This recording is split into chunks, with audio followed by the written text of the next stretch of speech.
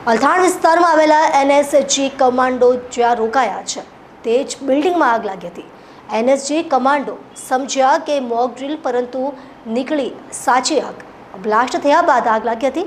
આગની ઘટનામાં ફસાયેલા એનએસજી કમાન્ડોનું ફાયર વિભાગ દ્વારા રેસ્ક્યુ કરાયું હતું. મળસ્કેના 4:30 કલાકે આગની ઘટના બની હતી.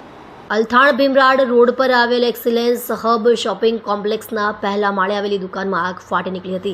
ત્રીજા અને ચોથા માળે ધુમાડાના ગોટે ગોટા ફેલાતા ત્રીજા માળે 8 જ્યારે ચોથા માળે 160 લોકો ફસાયા હતા, જે પૈકી 123 એનએસજી કમાન્ડો હતા. સુરત ફાયર વિભાગ દ્વારા 20 થી 25 જેટલા એનએસજી કમાન્ડોનું રેસ્ક્યુ કરાયું હતું. હાઇડ્રોલિક પ્લેટફોર્મ અને ટર્ન ટેબલ લેડર મશીનની મદદથી તમામને રેસ્ક્યુ કરાયા હતા, જ્યારે બાકીના તમામ લોકો કોમ્પ્લેક્સના દાદર વાટે બહાર નીકળી ગયા હતા. સુરત ફાયર વિભાગ દ્વારા આગ ઉપર કાબુ મેળવાયો હતો. 1 થી 1.5 કલાકમાં સંપૂર્ણ આગ પર કાબુ મેળવી લેવાયો હતો. શોર્ટ સર્કિટના કારણે આગ લાગી હોવાનું અનુમાન લગાવવામાં આવી રહ્યું છે.